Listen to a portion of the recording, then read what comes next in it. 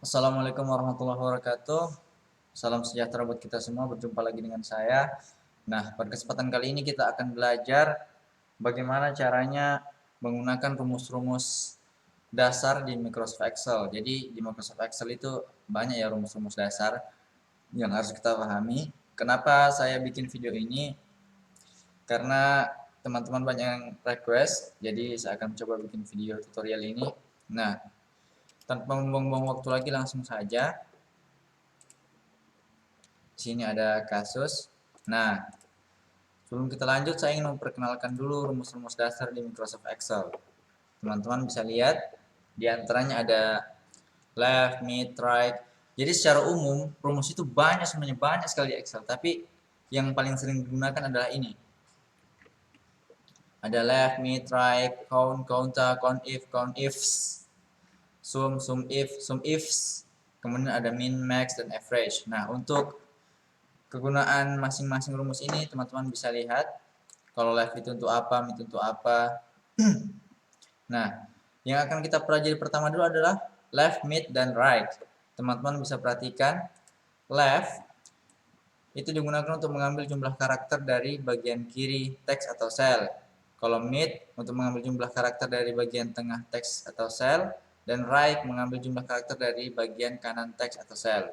Nah, caranya di sini sudah ada tulisan Indonesia. Jadi saya nanti ingin ambil tulisan IND-nya ini aja, saya mau ambil IND-nya.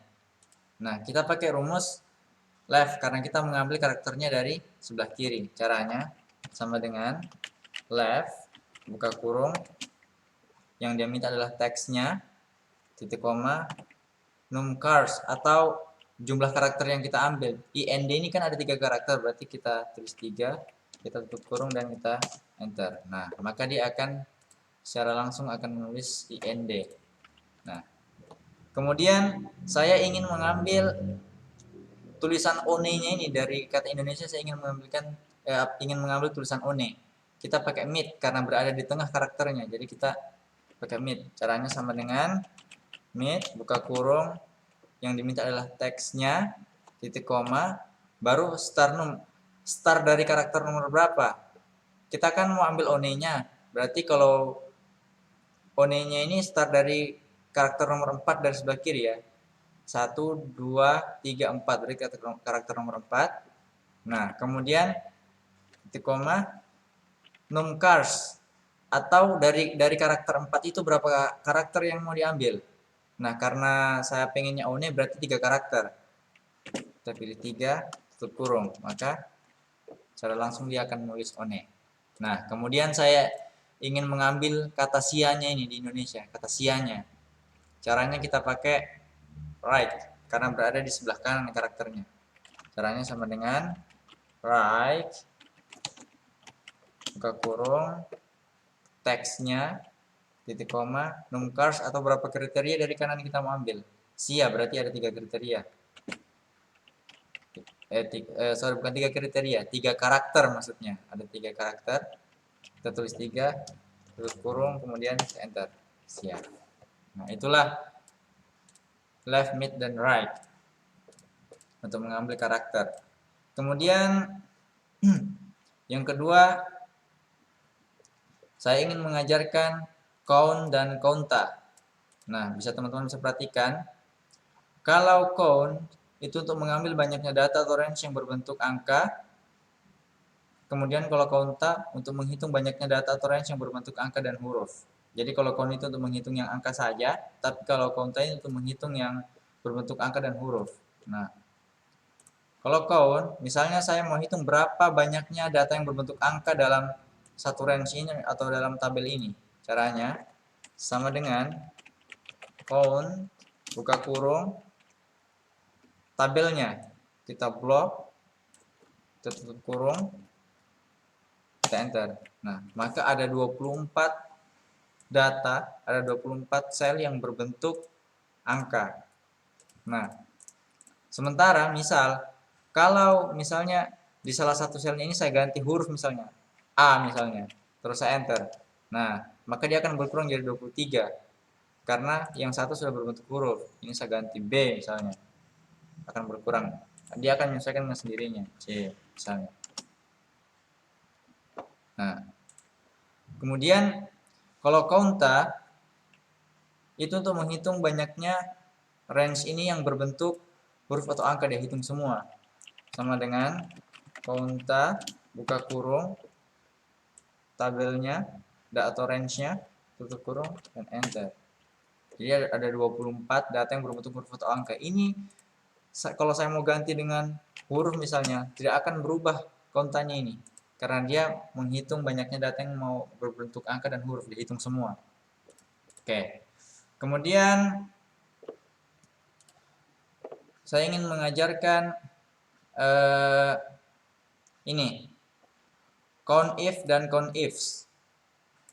Count if. Jadi teman-teman bisa perhatikan kalau count if itu untuk menghitung banyaknya data dengan satu kriteria. Kalau count if menghitung banyaknya data dengan lebih dari satu kriteria. Nah, misalnya di sini kita menghitung jumlah karyawan marketing. Jadi ada berapa jumlah karyawan marketing? Caranya sama dengan count if buka kurung yang diminta adalah range-nya.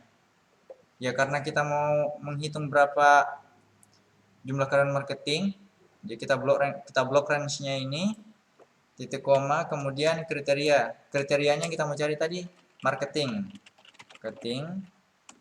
kemudian tutup kurung, enter. Nah, maka ada empat orang karyawan yang divisinya marketing, 4 orang karyawan dengan divisi marketing, 1, 2, 3, 4, betul ya teman-teman ya. Kemudian jumlah karyawan keuangan yang berstatus kontrak. Jadi ada dua kriteria. Tadi kan kalau ini cuma satu kriteria, hanya karyawan marketing, tapi ini ada dua karyawan keuangan yang berstatus kontrak. Jadi kita pakai count ifs. Caranya sama dengan count ifs buka kurung kriteria range 1. Jadi kriteria yang pertama range-nya ada di mana? Pertama ini kita blok divisinya, titik koma, kemudian kriteria yang pertama yang kita mau cari di sini adalah keuangan, titik koma, kemudian kriteria range 2, yang kriteria kedua range-nya ada di mana? Ini kita blok, kemudian titik koma, kriteria 2-nya apa tadi? Kontrak, yang berstatus kontrak, kurung, enter. Nah, maka ada satu orang karyawan keuangan yang berstatus kontrak. Kita cari keuangan yang kontrak. Nah, ini cuma satu teman-teman ya. Betul ya. Nah, kemudian saya ingin mengajarkan ini lagi. Sum ifs dan sum ifs. Kalau sum itu menghitung total, kalau sum if menghitung jumlah total dengan satu kriteria, kalau sum if menghitung jumlah total dengan lebih dari satu kriteria. Oke. Pertama sum. Jadi sum itu untuk menghitung total. Jadi totalnya kita menggunakan sum, menghitung berapa tuh semuanya jumlah perusahaan, berapa banyak uang yang harus dikeluarkan perusahaan untuk membayar karyawannya. Kita pakai sum. Caranya sama dengan sum buka kurung, kita blok ini gajinya, range gajinya ini, tutup kurung, enter. Nah, besar, maka dia akan menghitung. Kemudian di sini jumlah gaji karyawan HRD, ini hanya satu kriteria teman-teman ya. Hanya HRD, berarti kita pakai sum if. Sama dengan sum if buka kurung, pertama yang diminta adalah range-nya dulu. Range-nya. Nah, karyawan HRD ini range-nya ada di sini.